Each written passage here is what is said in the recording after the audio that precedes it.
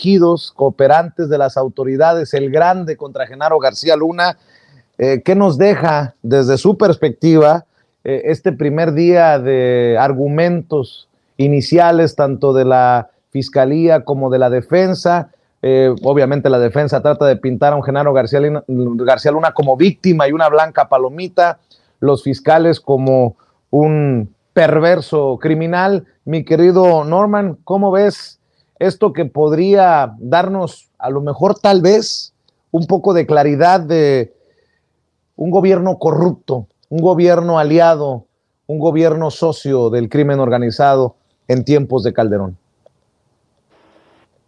Bueno, vemos una apuesta muy contundente por parte de la defensa, estableciendo primero que nada la calidad de los testigos, ¿no? Es cierto, lo decía Jaime Hernández hace un rato de una forma muy enfática. Pues bueno, los testigos ciertamente no tienen las mejores cartas credenciales, pero finalmente son testigos y eventualmente conseguirán entre ese millón de documentos, conseguirán algunas pruebas o seleccionar algunas pruebas que pudieran involucrar a García Luna con este crimen bisexenal que fuera permitido desde las altas esferas, ¿no? En donde los dos presidentes, Vicente Fox y Felipe Calderón, pues están aparentemente coludidos de cualquier manera, ¿no? No importa si fueron partícipes en actos directos, pero como suele decir ese dicho tan mexicano, que tanto peca el que mata a la vaca como el que le agarra la pata, de tal manera que yo creo que por eso de ahí el interés tan grande que se tiene en México y en el mundo por saber qué pasó, hasta dónde llegaron estos expresidentes panistas, ¿no? Dueños de la docena trágica panista, que crearon una condición muy poco respetable en la forma de dirigir un país, ¿no? Estamos hablando de un narcoestado, cuando menos en tiempos de Felipe Calderón, y este narcoestado pues tiene que explicar cuál fue su condición en ese momento. Vendrán las pruebas, esperemos con mucho entusiasmo, las pruebas que sean contundentes, esas llamadas telefónicas interceptadas, algunos documentos, algunas firmas, algunos recibos que puedan cuando menos complementar la opinión de los testigos y de esa manera se pueda sacar adelante un juicio que es cierto, se parece mucho al del Chapo. Nada más que el Chapo Guzmán no obedecía aparentemente, cuando menos en una línea recta oficial, a ningún presidente, y García Luna sí. Esa es una condición que le da un tinte distinto a este juicio, en donde hay que recalcar, hay que subrayar que García Luna es el funcionario de más alto rango mexicano que está siendo juzgado por esta corte. De tal manera que debemos estar muy pendientes. Yo creo que tú has atinado, como siempre, para identificar el punto neurálgico de la noticia y qué es lo que realmente nos interesa a los mexicanos y a la población en general. Así lo creo, mi querido Norman Pearl. Hamlet, tú eres legislador, tú eres diputado y me imagino que tiene otro nivel también de relevancia este juicio, porque pues también el compromiso del presidente Andrés Manuel López Obrador, que tú respaldas en este proceso de transformación, en esta lucha contra la corrupción, ha prometido que no regresarán o que se irán de las filas del gobierno los García Lunas.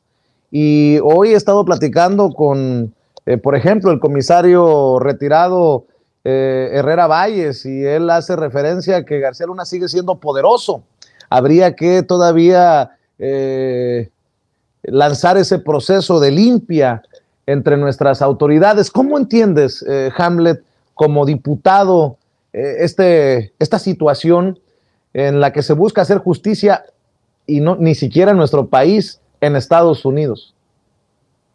Sí, Vicente, pues es un caso muy grave porque hablaría de una delincuencia estructural, orgánica. Estamos acostumbrados a escuchar de delincuencia común, que es de particulares, delincuencia organizada, en la que usualmente también participa un grupo de particulares con un objetivo en común. Pero en esta ocasión ya estaremos hablando de delincuencia desde el Estado, con el uso de las instituciones, y que trajo para el país, para la generación de Marcelino, la mía y también la subsecuente, pues una tragedia de decenas de miles de muertos, particularmente jóvenes, en ese negro periodo de nuestro país.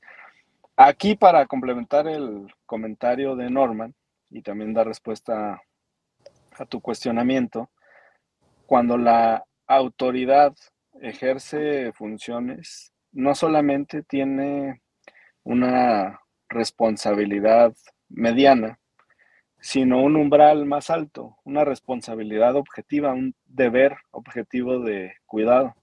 Y eso implica pues un esmero en la supervisión de los acontecimientos, y me parece que en este caso pues irá saliendo la evidencia, pero además por todos los patrones que se ha anunciado que existen, pues queda claro que no cumplieron con su deber como autoridades, y eso tiene repercusiones penales y también civiles.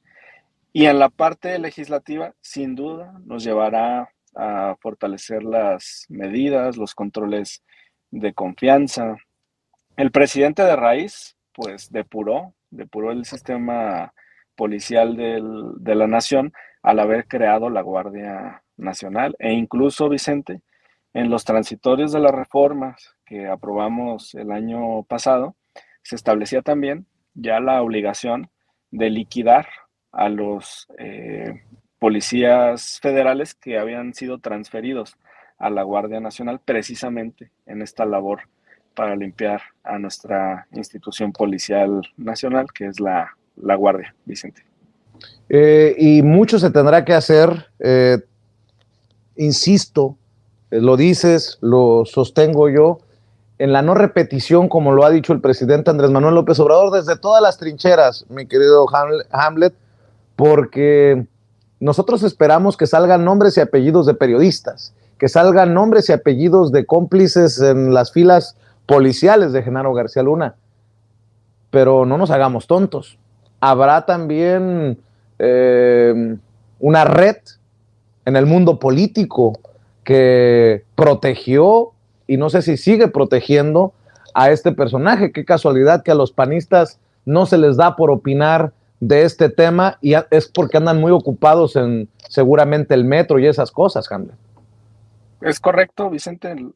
Los episodios como el que sufrimos aquí de la supuesta guerra contra el narco, pues tienen similitud en lo que ha ocurrido en países como Guatemala, también en Colombia, y usualmente hay redes también de apoyo político desde esta estructura. Entonces estaremos muy vigilantes, te agradecemos mucho por la cobertura y el esfuerzo que estás haciendo. En otro tema, Vicente, disculpa por girarlo abruptamente, pero tiene que ver con lo que vamos a hacer en este momento.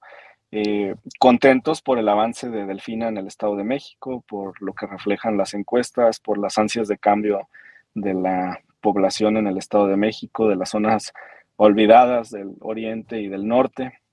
Va muy bien la precampaña en unidad con Higinio y con Horacio, Vicente. Y yo lamento mucho tener que despedirme de tu espacio, pero tenemos un compromiso precisamente para la organización de los trabajos también, tanto jurídicos como mediáticos en el Estado de México, y en eso estamos todos colaborando. Te agradezco mucho por estos breves instantes, y un saludo a Norman, a Marcelino y a toda la audiencia. Por eso dije doble agradecimiento, porque sé que hiciste circo, maroma y teatro, Hamlet. Busque al diputado Hamlet Almaguer en @Hamlet_Almaguer en Twitter. Te mando un abrazo, Hamlet, y éxito en el Estado de México. Cuídate, buenas noches. Gracias, Vicente. Saludos a Norman, Marcelino. Buenas noches a toda la audiencia. Buenas noches. Y voy con Marcelino Gómez Brenes también para escuchar sus opiniones, sus reflexiones en torno al inicio de estos alegatos en el juicio contra Genaro García Luna, mi querido Marcelino. Sí, Vicente, y es que bien lo dice Norman en su primera intervención, García Luna es la clara y perfecta representación de un narcogobierno, y un narcogobierno presidido, una banda criminal encabezada por Felipe Calderón. Vemos las declaraciones del día de hoy, Vicente, las notas que han estado apareciendo, cosas que ya habíamos exhibido, cuestiones que ya se habían comentado desde hace varios años, y nos vuelve a caer pues el chingadazo de la hipocresía y el cinismo con el que se maneja la oposición, sobre todo Acción Nacional. Vicente, ¿con qué cara critican la estrategia de pacificación del presidente López Obrador? ¿Con qué cara critican esa estrategia de atacar, de combatir las causas que realmente generan la violencia y en sí el narcotráfico en nuestro país, Vicente? Son de una hipocresía y de una caradura que no pueden con ella, Vicente. Ahora vemos a Margarita Zavala, que sigue opinando y tratando de estar en la escena política y en la escena pública en nuestro país, pues cuando tiene a su amigote ahí ya enjuiciado en Estados Unidos y haciendo este tipo de revelaciones que dan pues los criminales que trabajaban obviamente para él. A mí me sorprendía mucho por la mañana, Vicente, que leía una nota que también pues suministraban al crimen organizado de uniformes de la Sedena, de uniformes de la antigua Policía Federal. ¿En qué manos estaba el país? ¿En qué manos de estos criminales pues estaba nuestra vida, nuestra seguridad? ¿Qué te puedo decir yo aquí en un estado como Chihuahua, en ciudades como la misma Ciudad Juárez, aquí nuestra frontera más importante? Pues realmente que si no llegaba el cambio, si no llegaba la cuarta transformación, Vicente, seguiríamos en manos de un narcoestado, de un narcogobierno, que esperemos estas investigaciones, este juicio, pues lleve hasta Felipe Calderón, que como mencionamos, pues era el gran capo de capos. Así es, voy a aprovechar para agradecer